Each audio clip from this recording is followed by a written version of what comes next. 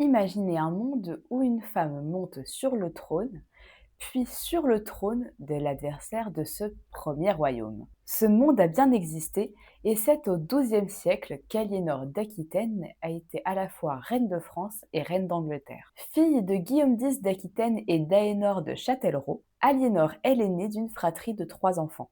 Née entre 1122 et 1124, elle est suivie par sa sœur Pétronille et par un frère, Guillaume Écret, qui mourra à l'âge de 4 ans. Aliénor commence sa vie avec un avantage considérable. En effet, à cette époque, l'Aquitaine constitue le plus grand duché, ce qui en fait aussi la plus grande richesse territoriale. Et ce duché concurrence notamment le royaume des Francs, qui, au Moyen Âge, faisait notamment les dimensions de l'Île-de-France actuelle. Il faut imaginer à cette époque que le duché d'Aquitaine commence environ là où est situé Poitiers et termine au sud de la France actuelle. Et très vite, Aliénor semble être un atout pour tout homme qui souhaite agrandir sa puissance de par sa richesse territoriale. De plus, les écrits semblent décrire Aliénor comme une femme au goût de son époque, c'est-à-dire blanche, avec des cheveux blonds et de corpulence assez fine. Elle semble également avoir eu un tempérament du Sud.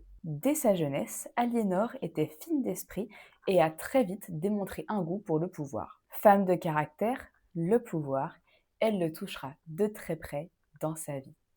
Mais avant de continuer, laissez-moi vous rappeler que si vous souhaitez soutenir la chaîne, n'oubliez pas de vous abonner, de commenter, d'aimer et de partager la vidéo afin de soutenir mon travail. Si vous avez d'autres idées de vidéos, n'hésitez pas à les mettre en commentaire. Aussi, si vous le souhaitez, j'ai ouvert une cagnotte Tipeee qui vous permet de financer justement les contenus que vous verrez sur la chaîne. J'aimerais désormais pouvoir me consacrer plus amplement à la création de contenu. Donc si vous souhaitez financer des déplacements vers des sites patrimoniaux ou bien pouvoir financer un montage de qualité, n'hésitez pas à aller faire un petit tour sur la cagnotte. Je vous laisse avec la suite de la vidéo et merci à vous de regarder. C'est en avril 1137 qu'Aliénor devient duchesse d'Aquitaine.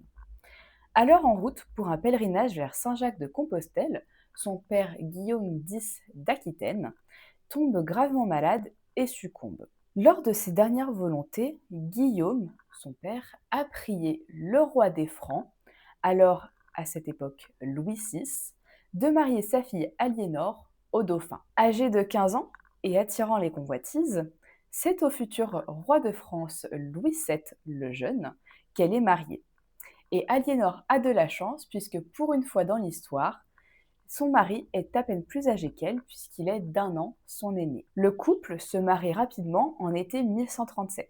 Dès le 8 août, les époux sont couronnés ducs d'Aquitaine puisque le père d'Aliénor est décédé. Et si Aliénor rapporte le duché d'Aquitaine en dot, elle n'en reste pas moins la chef et celui-ci garde son identité et ses institutions. Si le mariage semblait de bonnes augures, ceci ne va pas durer. Les époux ne semblent pas avoir le même tempérament, Louis s'étant préparé dans sa jeunesse à une vie monastique. En effet, c'était son aîné Philippe de France qui devait être roi, puisque comme le veut la loi salique, c'est la primogéniture mâle qui est destinée à régner.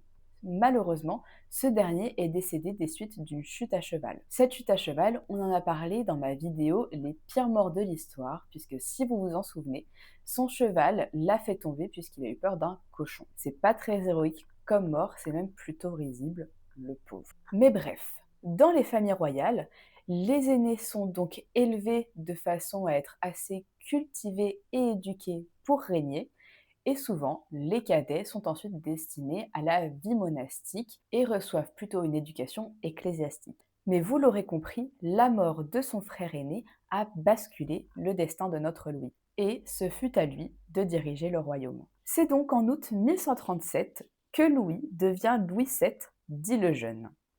Il est couronné le 25 décembre de la même année avec sa femme, Aliénor d'Aquitaine. 1137 a donc été une année importante pour le jeune couple, puisqu'ils y ont connu leur mariage et l'accession au trône par la mort de leurs pères respectifs. Mais si tout semblait bien se présager, le mariage va vite devenir un fil distendu. Comme je vous l'ai dit, Louis VII s'apprêtait dans sa vie à entrer dans les ordres. Et le problème, c'est qu'il ne sait s'y prendre avec son épouse. Le couple peine à avoir un héritier, leur premier enfant naît en 1145, soit 8 ans après leur union. Et le souci, c'est que c'est une fille qui se prénomme Marie. 5 ans plus tard, Aliénor donne vie à un second enfant qui se trouve être une nouvelle fois une fille et qui se nomme Alix. Et entre-temps, le mariage est devenu très conflictuel. Remontons un petit peu dans le temps. En 1146, Aliénor part pour la deuxième croisade. Déjà, cela ne plaît guère à leurs contemporains, puisque souvenez-vous tout de même que les croisades, ce sont des expéditions militaires bénies par la papauté pour reconquérir les lieux saints de la chrétienté comme Jérusalem. Alors, imaginez une femme dans cet exercice exclusivement réservé aux hommes. Et cela montre d'ailleurs une facette de la personnalité d'Aliénor. Elle n'hésite pas à s'imposer pour être proche du pouvoir. Mais un événement vient ternir sa réputation. Déjà très critiquée pour sa participation à l'expédition, Aliénor est accusée en quelque sorte d'infidélité avec son oncle. Ce dernier se trouve être Raymond de Poitiers, prince d'Antioche. En effet, les deux parents s'y retrouvent et y partagent leur culture.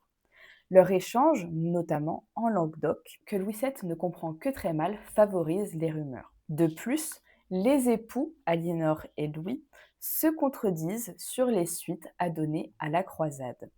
Aliénor soutient son oncle, qui suit le plan d'origine, tandis que Louis VII veut emmener ses armées à Jérusalem. Aliénor, elle, refuse de le suivre. Et c'en est trop pour le couple qui éclate enfin. Aliénor et Louis ont des visions diamétralement opposées. Aliénor pointe du doigt leur consanguinité, et Bernard de Clairvaux écrit dans une lettre leur lien de parenté au 3e degré. C'est de retour de croisade, en 1152, que le couple annule leur mariage d'un commun accord. Ils prennent pour excuse leur lien de parenté et le concile de Beaugency annule leur union.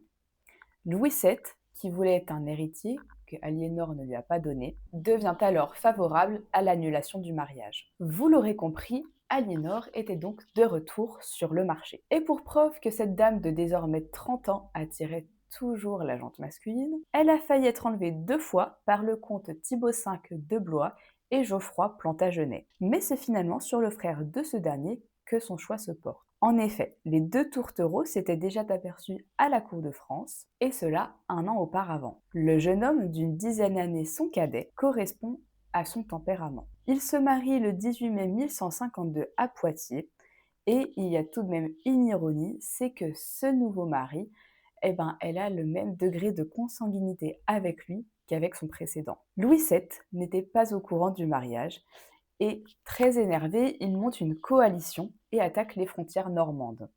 Il revendique également les terres d'Aquitaine pour ses filles Marie et Alix, qu'il avait eues avec Aliénor.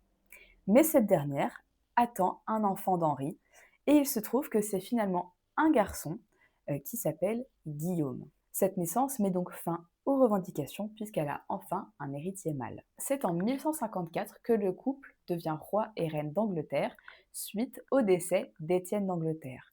Mais si vous voulez comprendre comment ils en sont arrivés là, je pourrais vous en parler dans une autre vidéo. Continuons sur Aliénor. C'est le 19 décembre de cette année qu'ils sont alors couronnés à l'abbaye de Westminster et ça y est, Aliénor est reine une deuxième fois. Mais être reine d'Angleterre ne signifie pas pour autant avoir une vie plus paisible. Bien au contraire, avec Henri II, Aliénor entre dans une nouvelle phase de sa vie. Plus politique, plus stratégique et surtout bien plus tumultueuse. Car Henri II n'est pas un roi comme les autres. À la tête d'un immense ensemble de territoires que l'on appelle aujourd'hui l'Empire Plantagenet, il contrôle non seulement l'Angleterre, mais aussi la Normandie, l'Anjou et bien sûr l'Aquitaine par son épouse. C'est un territoire si vaste qu'il dépasse largement celui du roi de France.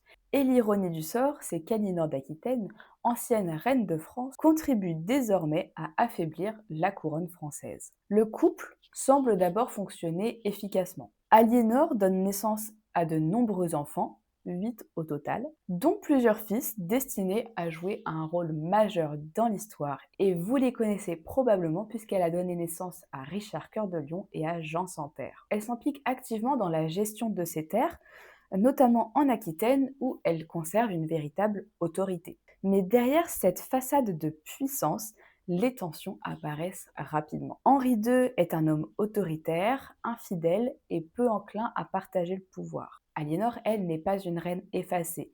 Elle entend gouverner, décider et exister politiquement. Ce sont deux tempéraments forts qui finissent inévitablement par s'opposer. Et c'est dans les années 1170 que la situation dégénère. Aliénor soutient ses fils dans une révolte contre leur père. Et oui, vous l'avez bien entendu, une mère qui encourage ses propres enfants à se soulever contre le roi. Et derrière cette rébellion, il y a une volonté claire, celle de limiter le pouvoir d'Henri II et de redistribuer les cartes au sein de la famille royale. En effet, le père n'avait accordé à ses fils aucune charge ou terre. Mais la révolte échoue. En 1173, Aliénor est arrêtée sur ordre de son mari alors qu'elle essayait de rejoindre ses fils. Et la sanction est lourde puisqu'elle est emprisonnée. Et elle n'est pas emprisonnée quelques semaines, mais des années, pendant 15 ans. Et ce sont 15 années durant lesquelles la femme la plus puissante d'Europe disparaît presque totalement de la scène politique. Il faut attendre 1189 pour que tout change. Henri II meurt et Richard Cœur de Lion monte sur le trône. Et l'une des premières choses qu'il va faire, c'est de libérer sa mère. Et en 15 ans, Aliénor n'a rien perdu de sa détermination. À plus de 65 ans, elle reprend immédiatement un rôle politique majeur. Pendant que Richard part en croisade avec le roi de France, c'est elle qui assure la régence du royaume. Elle gouverne, négocie et surtout elle maintient l'équilibre du pouvoir. Il faut savoir d'ailleurs que c'est une longévité politique exceptionnelle pour l'époque. Dites-vous qu'elle ira même jusqu'à traverser les Pyrénées pour aller chercher l'une de ses petites filles, Blanche de Castille, destinée à épouser le futur roi de France. Grosso modo, Aliénor est encore une fois au cœur des alliances européennes. Mais à l'aube de ses 80 ans, Aliénor choisit peu à peu le repos près de Dieu. Elle séjourne notamment à l'abbaye de Fontevraud, qu'elle appréciait énormément. Elle y a fait de nombreux dons et a d'ailleurs souhaité la transformer en nécropole royale pour les Plantagenets, c'est-à-dire qu'elle souhaitait en faire le cimetière des rois anglais pour concurrencer la nécropole royale des Français à Saint-Denis. D'ailleurs, si vous allez aujourd'hui à Fontevraud, vous pourrez encore admirer son gisant. Et c'est là que son histoire prend une dimension presque symbolique, puisque dans cette abbaye reposent à la fois Aliénor, Henri II, Richard Cœur de Lion et Isabelle d'Angoulême. Mais de cette dernière, on pourra en parler dans une future vidéo. Aliénor est donc une femme qui aura été reine de France, reine d'Angleterre, mère de rois et actrice centrale de la politique européenne, et le tout pendant plus d'un demi-siècle. On peut donc dire qu'Aliénor n'a pas seulement traversé une époque, elle l'a façonnée. Merci une nouvelle fois d'avoir regardé cette vidéo et à très vite pour plus d'histoire et de patrimoine.